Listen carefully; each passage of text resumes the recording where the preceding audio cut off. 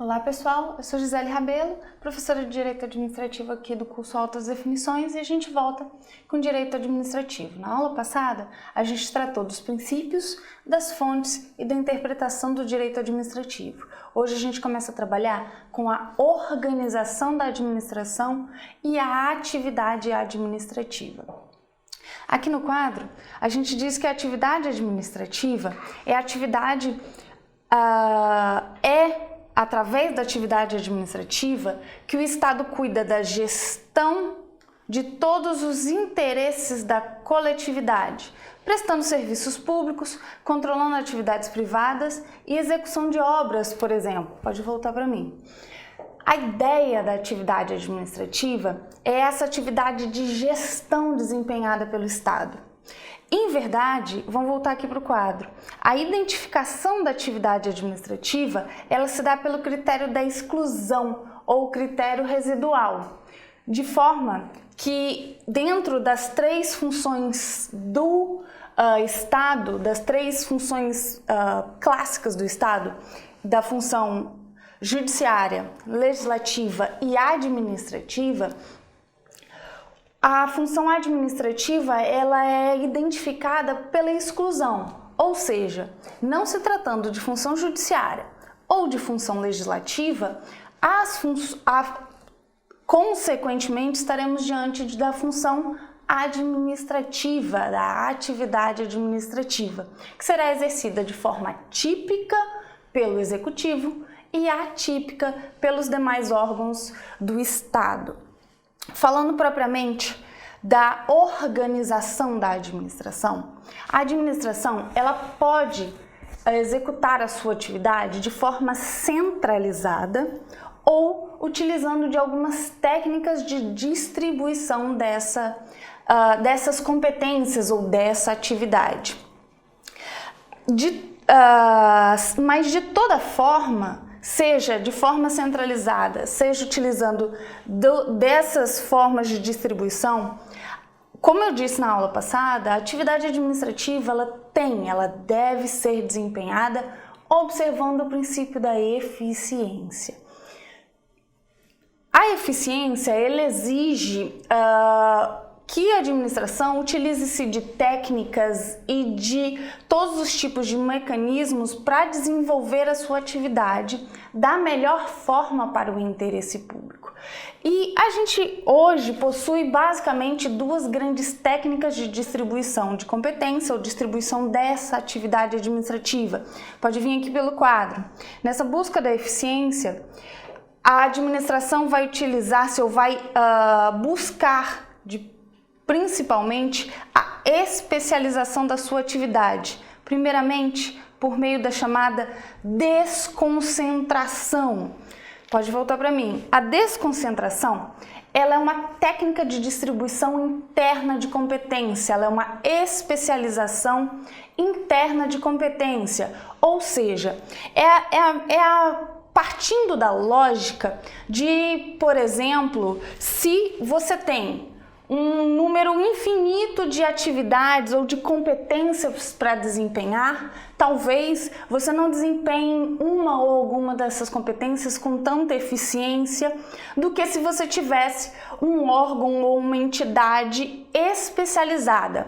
Quando você vai, por exemplo, você tem um problema no seu dedo. Hoje em dia, né, a utilização de celular, ela gera quase ler no dedo de tanto que a gente usa o celular. Se você, por exemplo, começa a desenvolver um problema no seu dedo, você busca ortopedista. O ortopedista vai olhar para você e vai falar: olha, eu vou indicar você para um médico especializado de mão. De mão, ele só cuida de mão. Pode acontecer, e eu já ouvi falar, que o médico de mão vai falar para você: não, tem um médico especializado em dedo, sabe? Tipo, o dedo polegar. Existem médicos especializados no dedo polegar, por exemplo. Qual que é a ideia? O cara só entende de dedo polegar. Ele tem que ser o melhor nisso aí. E assim vai acontecer com a administração.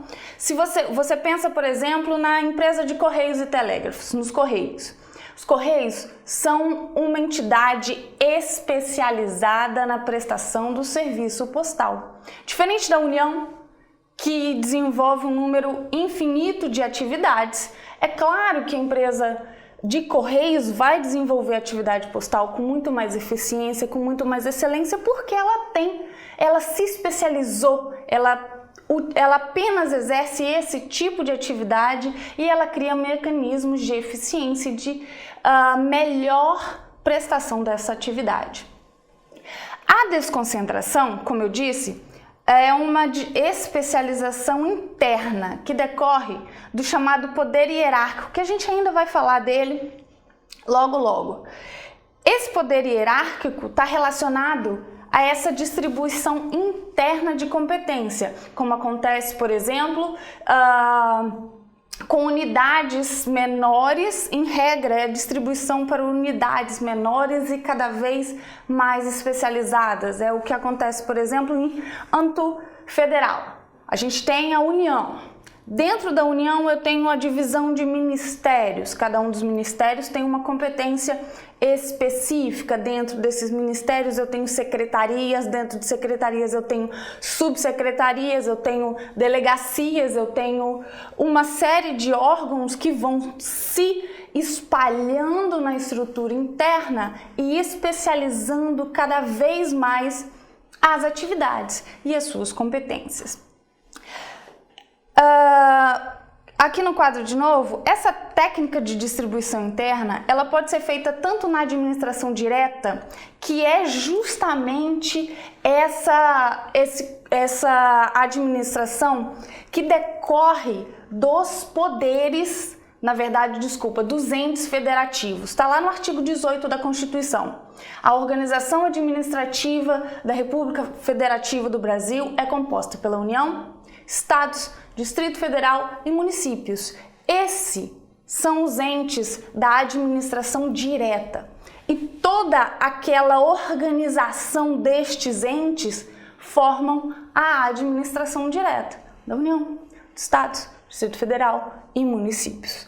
Além da administração direta, dessa execução direta das atividades administrativas, a gente tem uma outra técnica de transferência de competência, que é a chamada descentralização.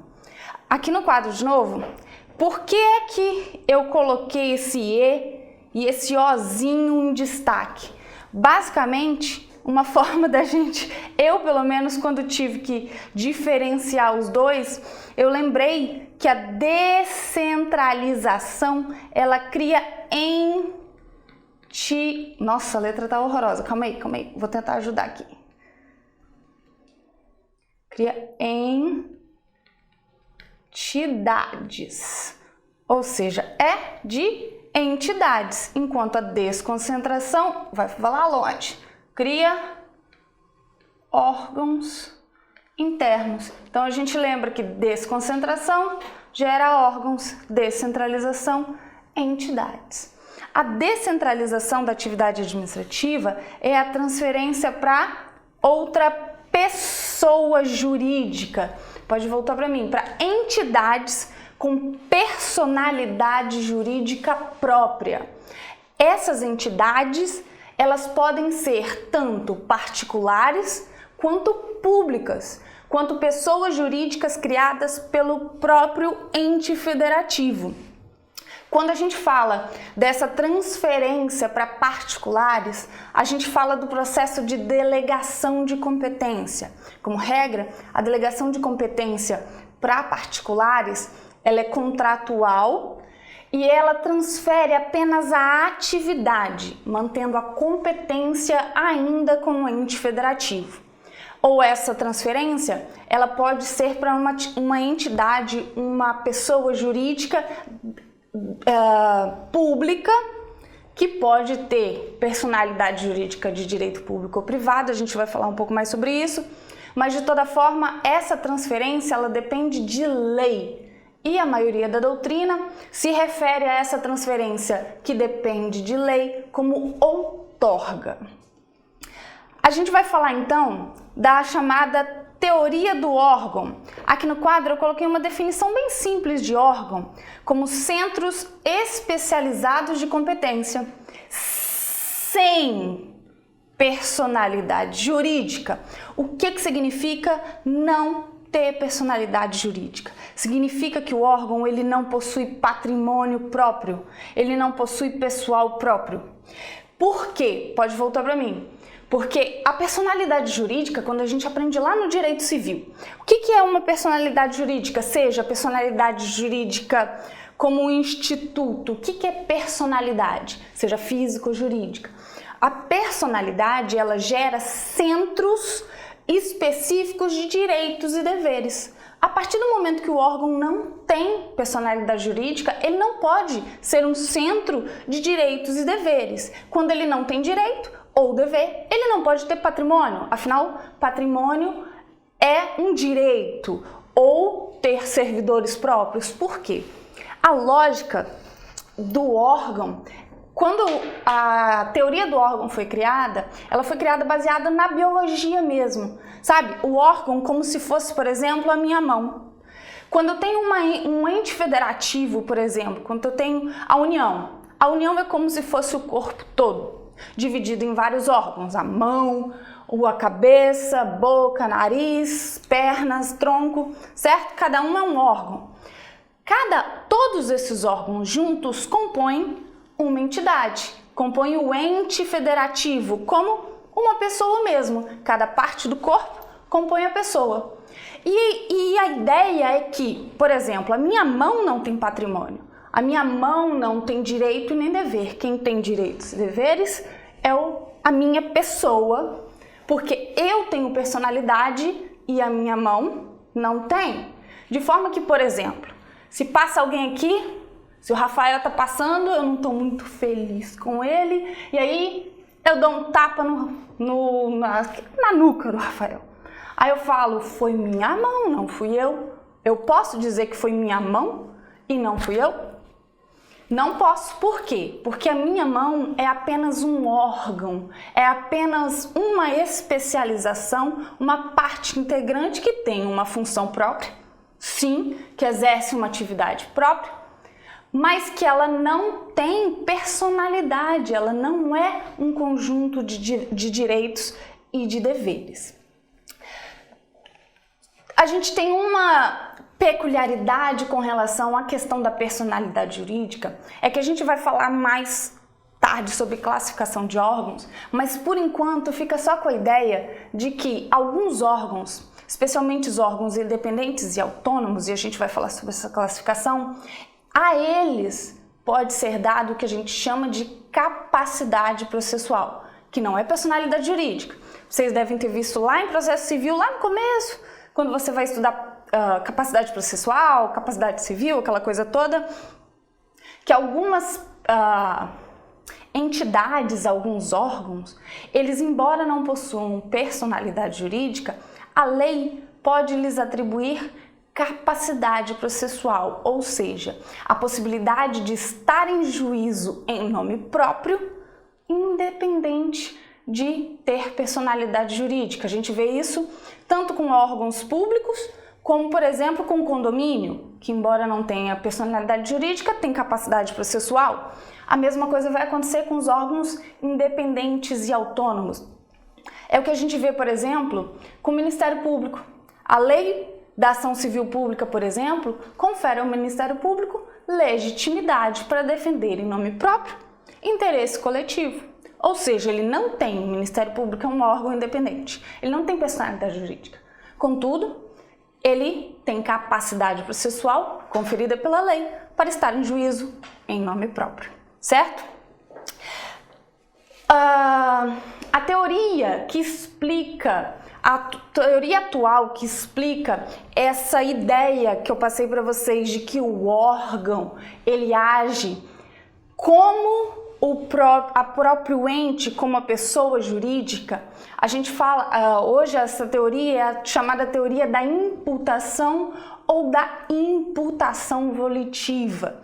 O que diz a teoria da imputação volitiva? É exatamente essa ideia de que a atuação do órgão, ela é imputada à pessoa jurídica. Quando você vai, por exemplo, seu filho, menino bom, menino muito bom, inteligente, mas tem um probleminha assim, um pouco nervoso, vai lá e dá um soco na cara do coleguinha, quebra 2 dentes. E aí é expulso da escola. Você fica revoltado, menino bom, resolve entrar com uma ação contra a escola, por exemplo, uma escola municipal. Vai entrar contra a escola municipal? Não, porque a escola municipal é um órgão do município, pessoa jurídica, ente público de direito público, e é ele que vai figurar no polo passivo da sua ação. Certo? Por quê? Porque a ação da escola, quando a diretora como agente da escola expulsa o seu filho, a vontade dela é imputada à pessoa jurídica. A gente tem uma imputação volitiva. A vontade do agente, do órgão, é imputada à pessoa jurídica. Certo? A parte mais ou menos chatinha da história é a classificação. Vamos lá para a classificação. A gente tem um monte de classificações. São várias. Eu só coloquei 3. Mas a gente... Classificação, como todas as classificações no direito, a gente tem uma para cada autor. A primeira delas é a mais importante e a mais cobrada. É a classificação quanto à hierarquia. Quanto à hierarquia, os órgãos podem ser independentes, autônomos, superiores e subalternos. Os chamados órgãos independentes, eles representam os órgãos de cúpula dos poderes do Estado. A gente vai ter, por exemplo, a Presidência da República no Executivo, o Congresso Nacional no Legislativo, em âmbito federal, e o Judiciário como um todo. Por quê? Porque no Judiciário, diferente do que acontece na administração, não existe hierarquia. Cada juiz, cada magistrado é considerado um órgão independente. Não existe hierarquia no judiciário entre juiz e desembargador, por exemplo, desembargador e ministro. O que acontece é uma divisão de competência. Os desembargadores, eles têm competência de revisão, mas eles não dão ordens, por exemplo, eles não determinam como um juiz pode decidir. Vocês já viram que, por exemplo, ele pode reformar, ele pode alterar uma sentença ou ele pode anular. Mas quando ele anula, ele não diz como o juiz vai decidir, porque ali não existe hierarquia. Todos eles são independentes. Hoje, a doutrina também reconhece o Ministério Público, embora o Ministério Público ainda tenha uma certa vinculação ao Executivo, até por causa da história mais recente do órgão, mas ele é considerado um órgão independente constitucional e os órgãos independentes são aqueles que não existe, eles não estão subordinados a nenhum outro órgão. Por exemplo, o Presidente da República. O Presidente da República, de uma decisão dele, você vai recorrer para quem?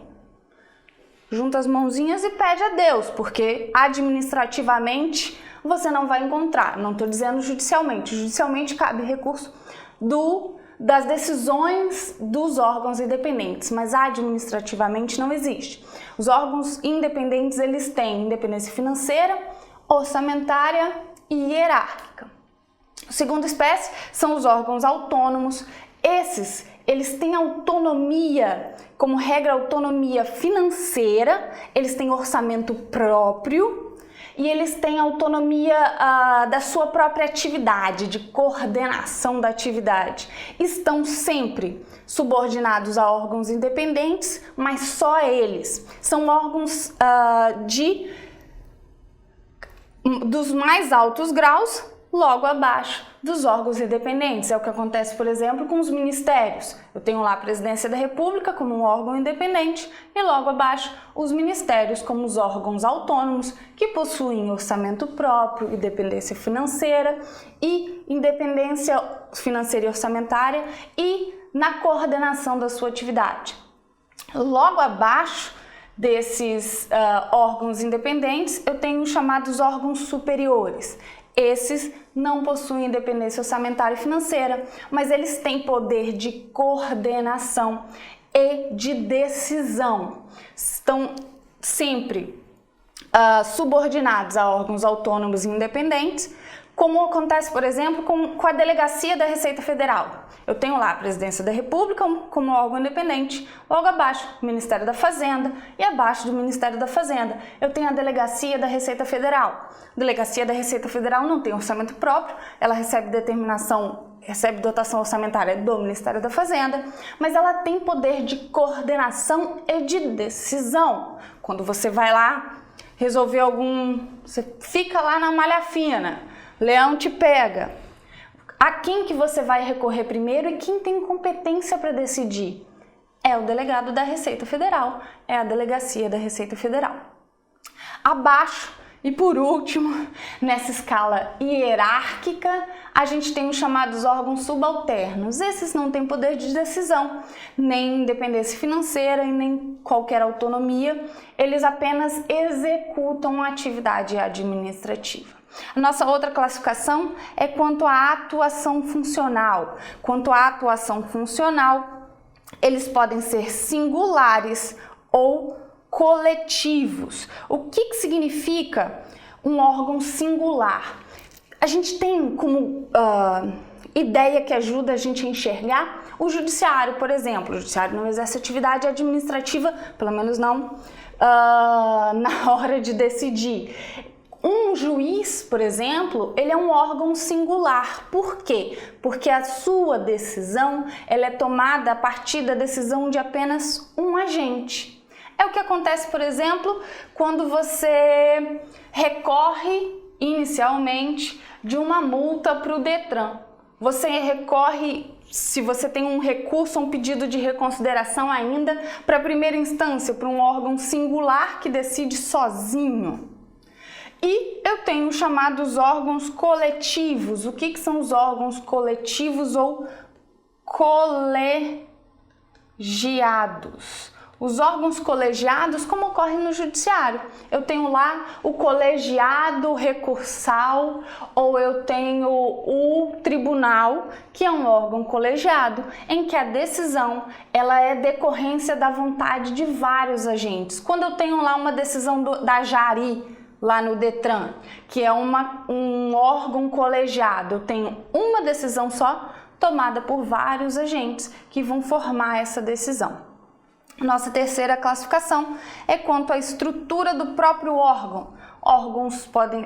Quanto à estrutura, os órgãos podem ser simples ou compostos. O que significa isso? Simples, quando ele é formado por apenas uma estrutura sem subdivisões, e composto, quando ele tem subdivisões na sua estrutura. Você vai lá, por exemplo, numa escola municipal ou numa escola estadual. Você tem distribuição dentro dessa escola? Você tem só o órgão escola. Mas, por exemplo, na Secretaria de Educação, eu tenho várias escolas, eu tenho um órgão composto por várias outras unidades, certo?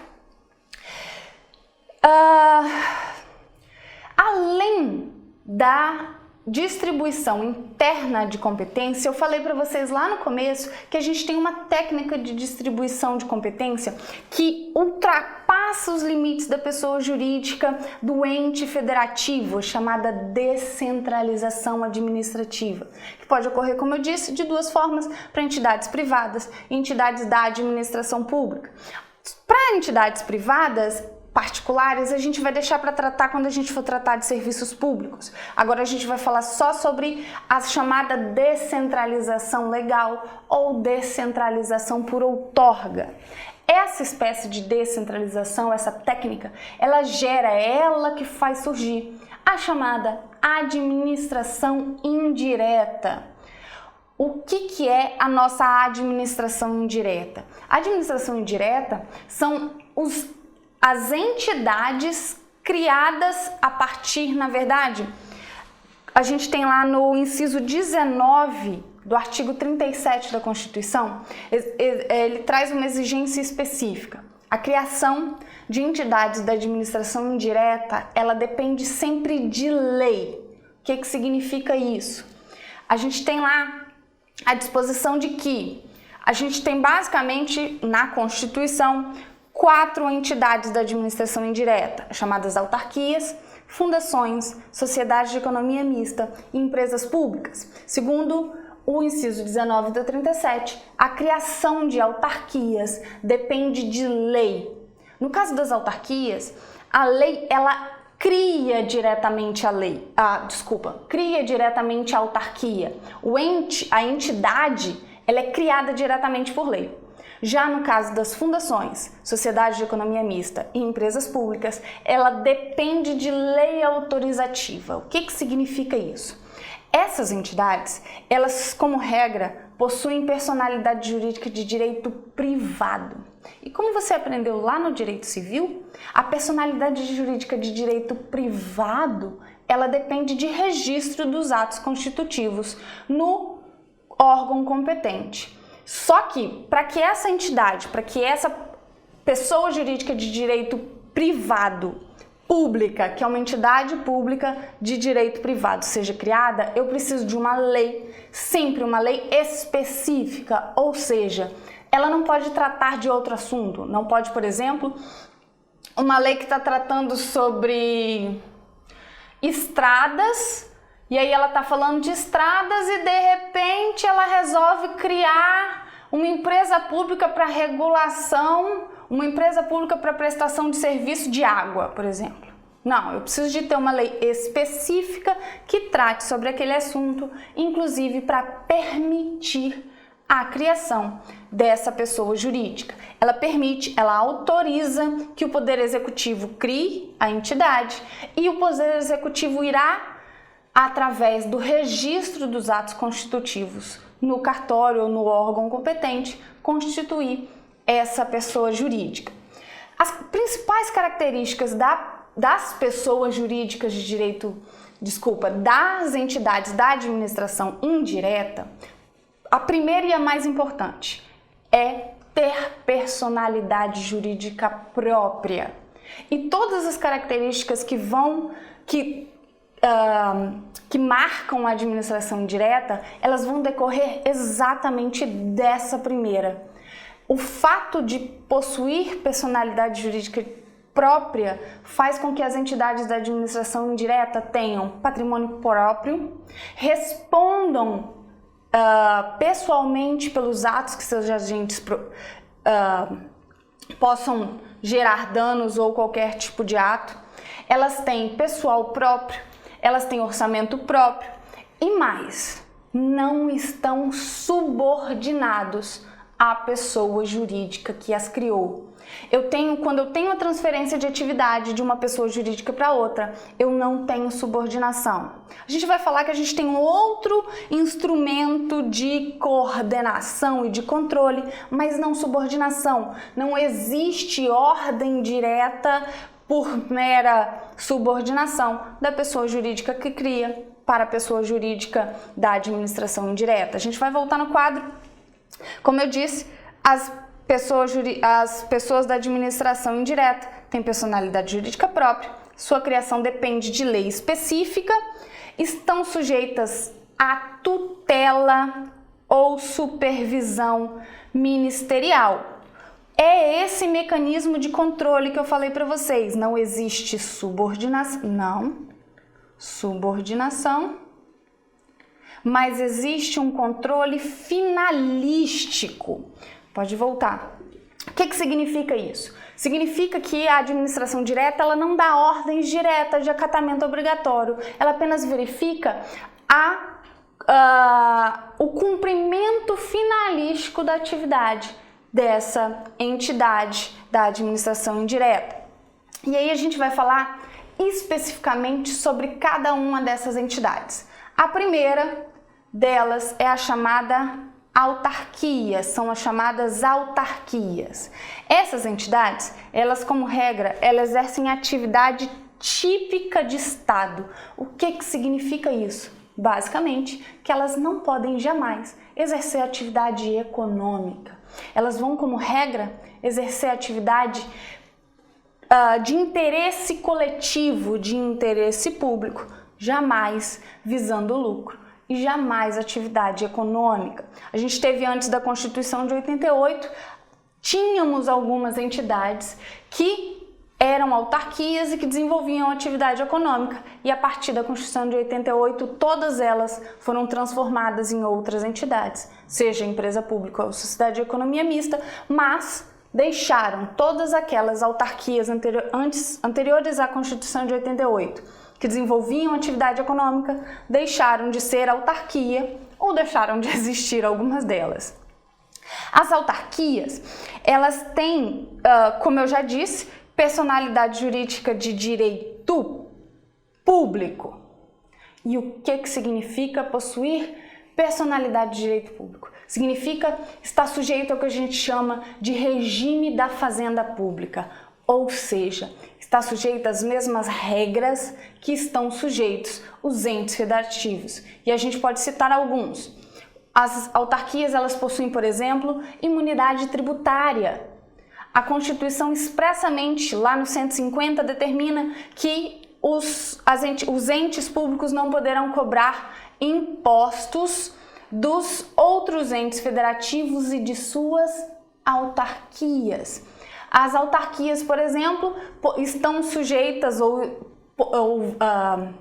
gozam dos privilégios processuais de ente federativo, da administração pública, possuem prazos em dobro para manifestar pelo novo CPC, antigamente eram prazos em quádruplo para contestar, em dobro para recorrer, agora todos os prazos são em dobro para se manifestar, até mesmo contra razões, por exemplo.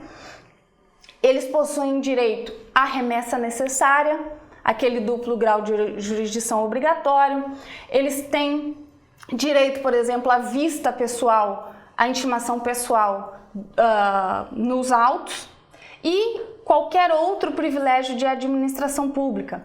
E mais, eu acho que um dos mais importantes, eles têm patrimônio próprio, como eu disse, mas eles têm os bens das autarquias, como são considerados bens públicos, estão sujeitos ao regime de bens públicos, ou seja, são impenhoráveis e imprescritíveis. Como é então que a autarquia paga as suas dívidas? Aquele regime lá, famigerado regime do artigo 100 da Constituição, através da ordem cronológica dos precatórios. Além disso, a gente tem que falar sobre a sobre a classificação das autarquias. As autarquias, elas podem ser classificadas como autarquias comuns, são aquelas que não têm uma característica muito peculiar, como acontece, por exemplo, com o INSS. O INSS é uma autarquia que exerce atividade própria de Estado. Ele exerce atividades ligadas à Previdência, na verdade, a todo o sistema de seguridade social, mas ele não tem uma peculiaridade forte. Eu tenho, por exemplo, o INCRA. O INCRA é uma autarquia comum. Trata lá da questão da propriedade rural, trata da questão da reforma agrária. Eu tenho também as chamadas autarquias de controle. As autarquias de controle, elas já foram consideradas autarquias especiais, mas hoje a gente fala delas separadamente. Basicamente, as autarquias de controle são chamados conselhos de classe. Por quê? Porque eles exercem atividade típica de Estado, de controle de atividade privada. Como a gente vê, por exemplo, CFM, CRM, CFO, CFMN, esse monte de conselhos de fiscalização de profissões regulamentadas. A gente tem também as chamadas autarquias especiais. Os exemplos mais típicos de autarquias especiais são as autarquias educacionais. Atualmente, basicamente, universidades públicas. As universidades públicas, elas são, como regra, criadas como autarquias, como entidades de direito público, com personalidade de direito público, patrimônio próprio e autonomia na execução da sua atividade.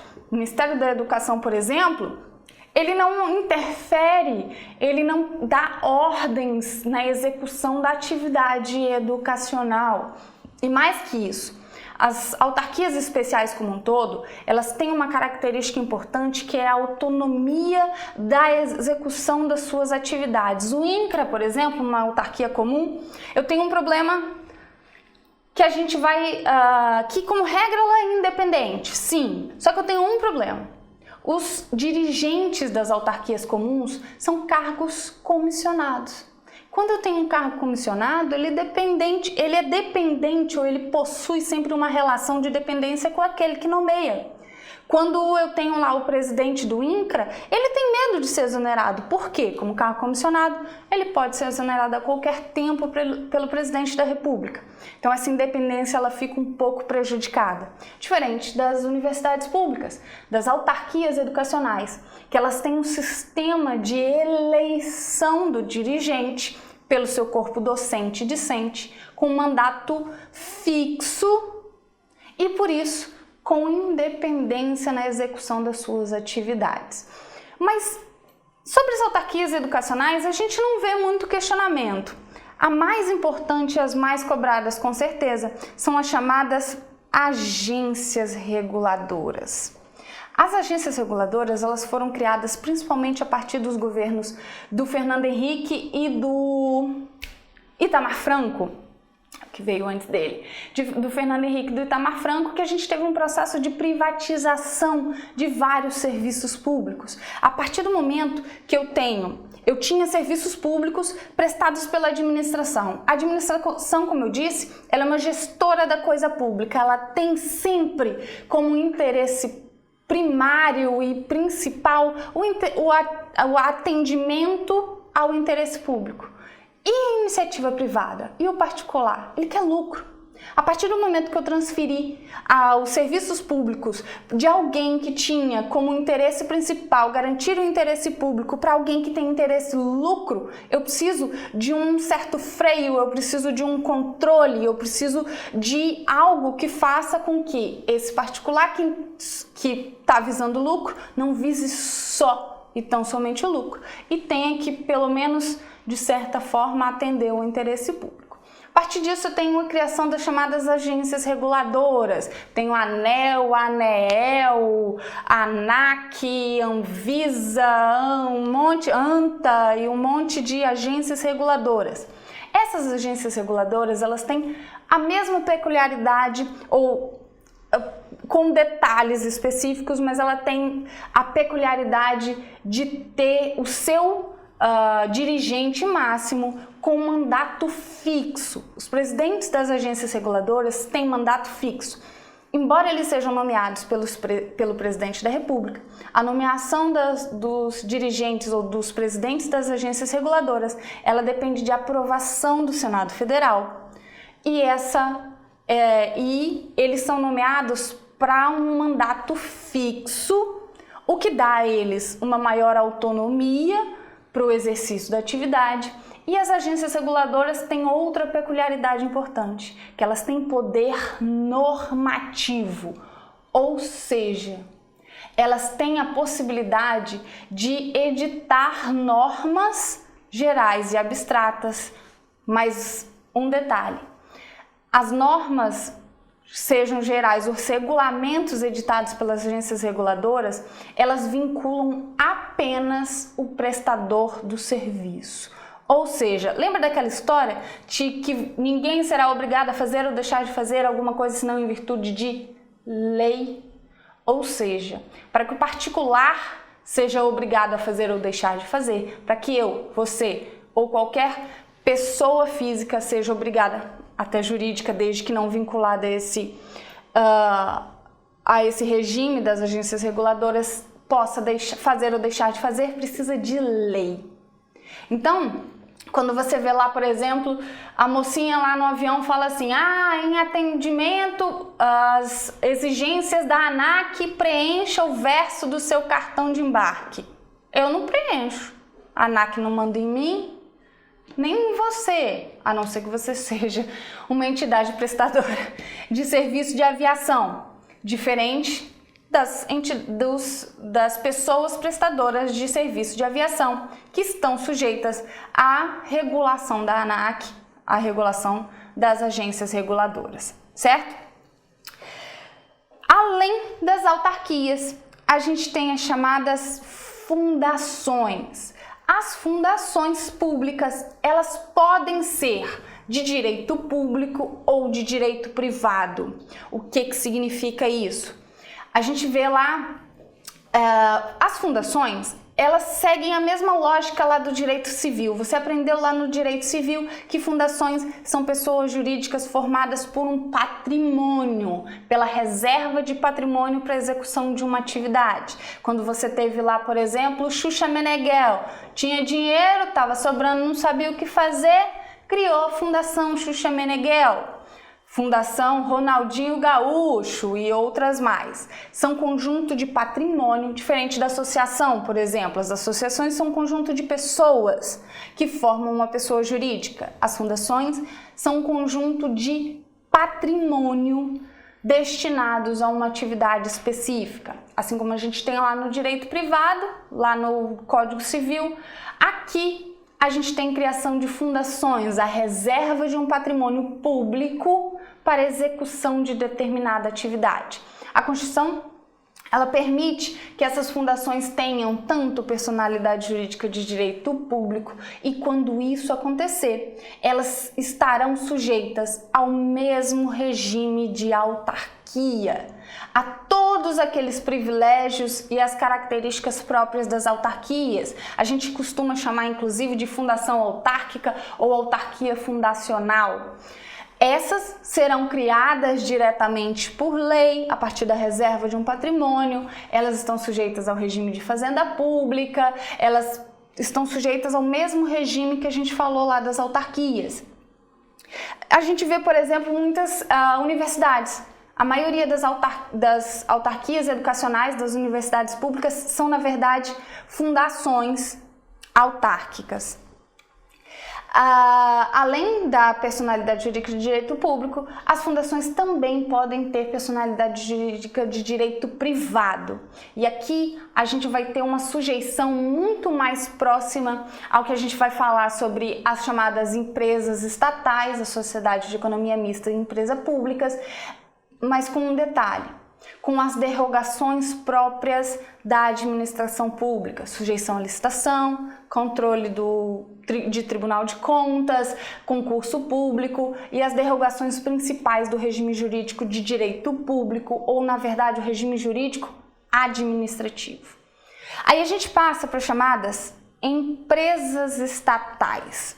O que são as chamadas empresas estatais? São pessoas jurídicas de direito privado criadas pela administração. São impenhoráveis, elas não estão sujeitas ao regime de precatório e elas não têm as prerrogativas próprias processuais de fazenda pública.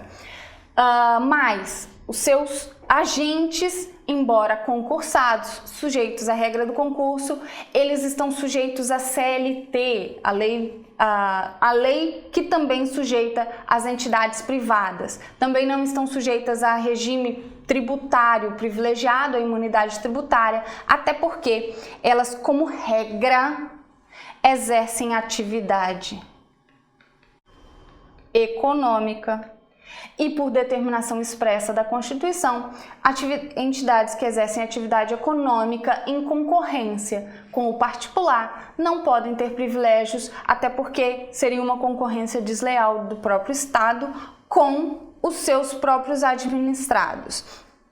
E aí, a última observação sobre as entidades da administração indireta, eu queria falar da chamada ST, a Companhia de Correios e Telégrafos. O STF expressamente concedeu aos Correios todos os privilégios de fazenda pública das pessoas jurídicas de direito público. Embora ela seja uma empresa pública, ela tenha personalidade jurídica de direito privado, ela, por exercer uma atividade em caráter de monopólio, sem concorrência, e por isso não haveria problemas de concorrência desleal, mas ela exerce uma atividade em caráter de monopólio, ela teve reconhecido o regime de Fazenda Pública. E por último, para diferenciar essas duas, as empresas públicas, elas têm como característica principal o fato de que o seu patrimônio, o patrimônio que constitui essa empresa,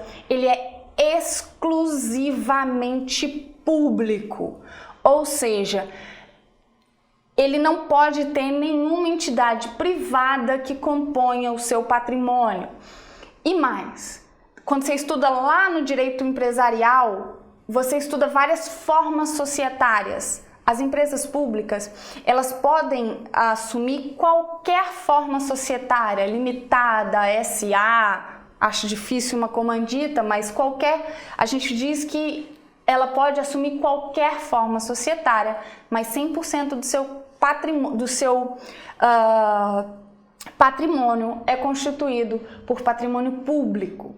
Já do seu capital social, me perdoem, é constituído por capital público. E por último, as sociedades de economia mista, elas